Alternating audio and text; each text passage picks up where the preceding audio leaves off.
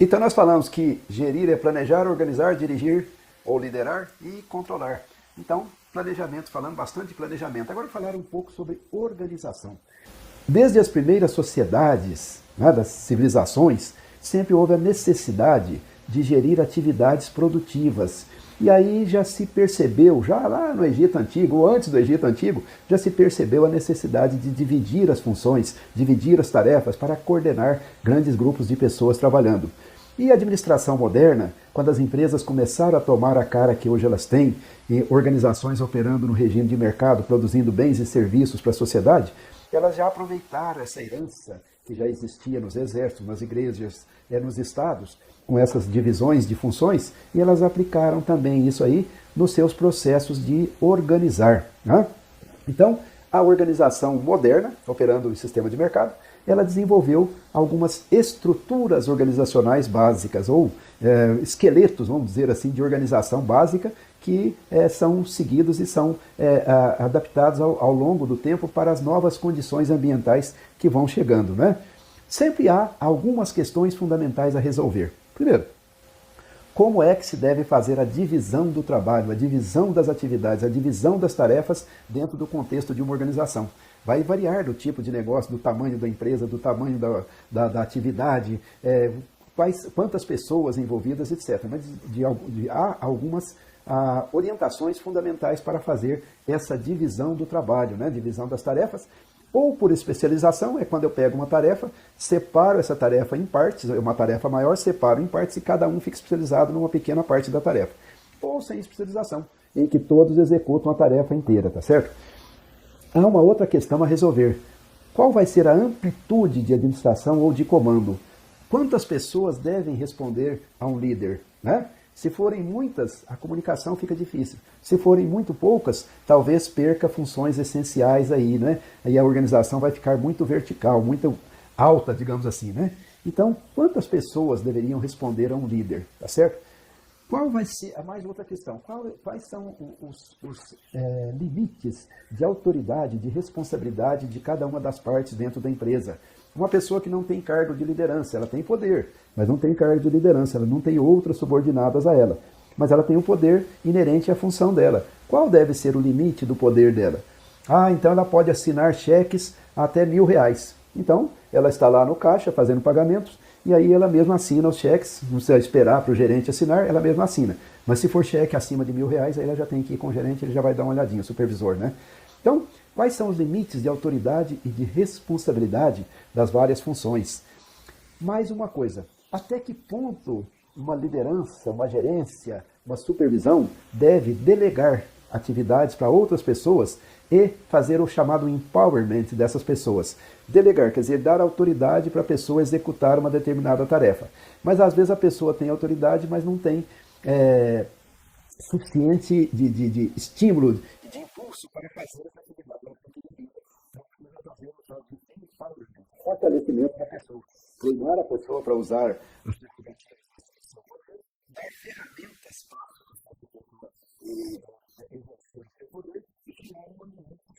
o poder dessas pessoas. Muitas vezes uma pessoa de escalão mais alto, né, um chefão, ele chega na portaria, mas o guarda da portaria age com todo o rigor que deve agir com todas as pessoas que chegam na portaria, né? Mas ele é o chefe, mas não interessa, tem um padrão aqui e nós temos que exercer esse padrão. Então tem que fazer o empowerment das pessoas, tem que delegar até uma certa quantidade de tarefas e etc. Qual é o grau de centralização ou descentralização das atividades? Centralização. As pessoas em posição de comando, elas puxam para si todas as decisões, tá certo? E os outros ficam só executando. Não, precisa descentralizar, deixar que as pessoas tomem decisões mais abaixo. Na teoria se diz o seguinte, a decisão deve ser tomada no nível mais baixo possível, tá certo? Se não for possível, não é, aí passa para um nível acima, né? Então, por exemplo, a história do assinar o cheque. A pessoa do caixa assina cheque até R$1.000. Então o grau de risco fica limitado, né? Tá certo? Então, até 1.000, tá podendo. Acima de 1.000 não, aí tem que passar para outro. Então as decisões serem tomadas no nível mais baixo possível. Eu particularmente tive uma experiência muito interessante. Teve um dia que eu precisei ir a um posto da Previdência Social. Posto da Previdência Social. E aí lá vou eu, ao posto da Previdência, eu já fui achando que eu ia demorar, porque ia ter burocracia, muita gente, muita atividade e tal. Bom, cheguei lá, vi uma fila enorme. Ai. Aí já me preparei para perder um tempão naquela fila. Entrei na fila. De repente eu notei que a fila andava muito rápido. Né? Muito rápido, muito rápido. E aí rapidamente chegou a minha vez. E quando chegou a minha vez, eu falei, bom, agora eu vou falar com ele e ele vai dar orientação sobre o que eu devo fazer e o que eu não devo fazer. Falei o problema para ele, né, para a pessoa que estava ali, um senhor que estava ali no caixa. Não era uma pessoa muito jovem, não. Dava a impressão que era gente experiente. Ele ouviu a minha questão, ele foi ao computador, ele baixou documentos, ele preencheu os documentos, ele assinou e ele me entregou. O meu problema acabou ali. Eu saí dali com um documento válido, verdadeiro, carimbado, perfeito, com a orientação da Previdência direitinho na mão. Eu achei espetacular. Ou seja, eles colocaram uma pessoa lá na frente que é resolutiva. A fila acabou ali, não fica passando para frente o problema, etc, etc. Muito bom isso. Então, essa história de centralizar e descentralizar é crítica. A centralização excessiva trava a organização, cria burocracia, dificulta os processos e assim por diante. Equipes. Como deve ser a composição das equipes? Nós vamos ver cada caso, mas às vezes nós devemos ter equipe multifuncionais ou pessoas com funções diferentes de várias áreas. Às vezes temos de ter equipe por projeto. O projeto A de realização daquela mudança do depósito vai ter essas pessoas aqui. Então, equipe por projeto. Equipe às vezes especializada e assim por diante. Nós precisamos pensar a questão das equipes e essa história de estruturar a empresa precisa levar a isso, né? A uma definição sobre as equipes mais adequadas para cada caso. O que é linha e o que é staff? Linha é aquelas pessoas que estão na linha de comando do organograma. O A responde para o B, que responde para o C e assim por diante. São pessoas que comandam outras pessoas. E há aquelas funções que não são funções, que são funções de aconselhamento, de orientação, né? Então a gente chama essas funções de funções de staff. Staff, em inglês, né? Funções de staff, não são funções de comando, são funções de orientação. Aí é consultoria, assessoria, né? Qualquer que seja o nome que se dê ali. Usualmente são funções de prestação de serviço para quem está decidindo, para quem tem linha de comando, para quem comanda outras pessoas. Então tem aqui o assessor que orienta essa pessoa e ele toma as decisões, tá certo? E também nós temos que considerar que a organização informal existe. Lembra que nós falamos lá do Elton no meio, lá naqueles estudos lá, né? Nos primórdios da administração, já percebeu a importância da organização informal. Então, uma coisa é a gente definir as lideranças formais, as equipes formais, e outra coisa é a emergência da liderança informal na organização, as atividades de organização informais que ocorrem. Então, precisa pensar em mecanismos de lidar bem com isso, para que essa organização informal não atrapalhe o processo básico de gestão da empresa. Então, quando se pensa em estruturas organizacionais básicas, esses pontos aí se tornam relevantes. Uma das questões grandes a serem consideradas é a divisão grande das tarefas na organização. Então, usualmente as atividades são agrupadas, criam-se cargos e criam-se órgãos. Agrupa as atividades de um determinado tipo, criam os órgãos, né, dentro daquelas atividades e aí os cargos específicos. E aí vai havendo subdivisões adequadas. Então, as funções fundamentais que tem dentro de qualquer organização em regime de mercado, qualquer empresa, são produzir. Ela precisa fazer um conjunto de bens ou serviços de alguma natureza, né? Então, tem um conjunto de atividades, muitas atividades, voltadas para a produção. É uma divisão. A segunda coisa, alguém vai ter que vender aquilo que foi produzido. Então, tem um segundo bloco das pessoas que estão lidando com vendas especificamente. Mas aí precisa, então, das funções relacionadas com finanças. É um terceiro bloco, né? Tá certo? Finanças, quem vai pagar, quem vai fazer os controles bancários, quem vai, como é que se diz? Aplicar o dinheiro, quem vai receber, tá certo? E assim por diante. Então, finanças. Recursos humanos, mesma coisa. Alguém vai ter que fazer os registros das pessoas, recrutar as pessoas, treinar as pessoas e assim por diante. Então, há essas grandes funções da empresa que precisam ser contempladas e todas são muito importantes e todas têm de funcionar bem para que o todo funcione bem. Além dessas grandes divisões, há os processos, né?